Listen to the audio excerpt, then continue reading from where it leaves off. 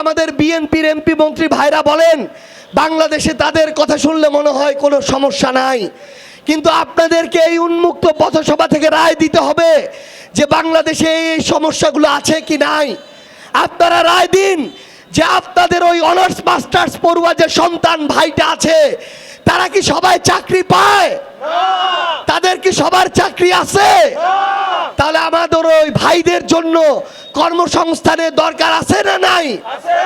কর্মসংস্থানের দরকার আছে না নাই?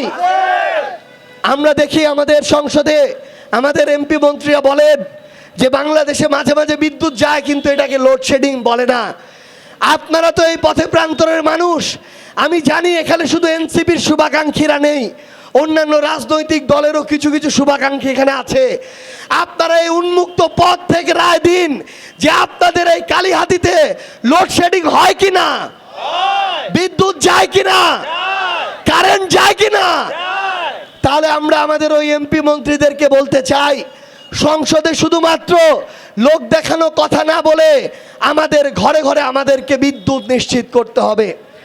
আমরা জানি আমাদের এই অভ্যুত্থানে আমাদের জামাতের ভাইরা, বিএনপির ভাইরা, আরো অন্যান্য অনেক দলের সহযোদ্ধা ছিলেন, কিন্তু আমরা শুধু একটা কথা বলতে চাই, আমরা আগামীর বাংলাদেশে আর নতুন করে কাউকে শেখ হাসিনা হইতে দিব না। শেখ হাসিনার আমলে একটা রোগ ছিল, সবাই খারাপ কিন্তু শেখ হাসিনা ভালো।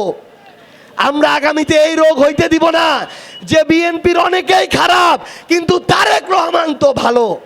আমরা তারেক রহমানকে একটা কথা স্পষ্ট করে বলতে চাই, আপনি অভ্যুত্থানের পর বাংলাদেশে এসেছেন, আপনি প্রধানমন্ত্রী হয়েছেন, আপনার প্রত্যেকটা জেলা উপজেলা বিভাগের নেতা কর্মীদের যদি অনাকাঙ্ক্ষিত ঘটনা ঘটায়, চাঁদাবাজি করে, সিন্ডিকেট চালায়, মাদকের ব্যবসা করে, আমার নিরপরাধ ভাইদের উপরে জুলুম করে, এই দায়ও আপনাকে নিতে হবে, আপনি কোনো দায় এড়াইতে পারবেন না।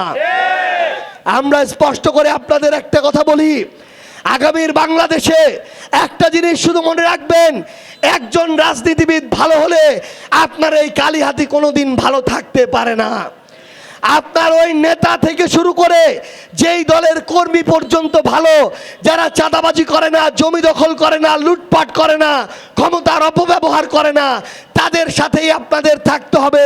আমরা চাই আপনারা আগামীতে আপনাদের এই বিবেকবোধটাকে কোনো দলের কাছে আর বিক্রি করে দিবেন না। আপনারা কি বিবেকবোধ বিক্রি করে দিবেন? আপনারা কি বিবেকবোধটা কোনো দলের কাছে বন্ধক দিবেন? কোনো মার্কার কাছে বন্ধক দিবেন?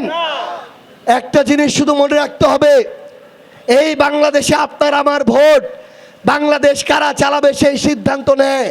আমরা যদি অন্ধভাবে দাস হয়ে কোনো দল মার্কার সমর্থন করি তাহলে আগামীর বাংলাদেশে পরিবর্তন কোনোদিন সম্ভব না।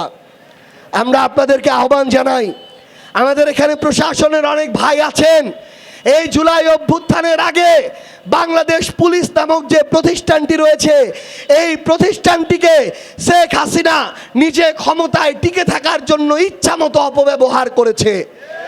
আমরা চাই বাংলাদেশ পুলিশ থেকে শুরু করে বাংলাদেশের অন্যান্য আইন শৃঙ্খলার যত প্রতিষ্ঠান আছে, আপনারা আপনাদের কাজের মধ্য দিয়ে আপনাদের সেই গৌরব এবং সম্মান ফিরিয়ে আনবেন ইনশাআল্লাহ। মনে রাখবেন, প্রত্যেকটা দল ক্ষমতায় থাকার জন্য আপনাদেরকে ব্যবহার করার চেষ্টা করবে, কিন্তু আপনারা যদি বিবেকবোধ বিসর্জন দেন, পেশাদারিত্ব বিসর্জন দেন, তাহলে আপনি কোনোদিন বাইরে যাই হোক না কেন নিজের বিবেকের কাছে, মনের কাছে মাথা উঁচু করে দাঁড়াতে পারবেন না। কোনোদিন সৎ সাহস দিয়ে এই আপনার এই বুকটা ফুলিয়ে আপনার পরিবারের সন্তানদের মানুষের সামনেও দাঁড়াইতে পারবেন না।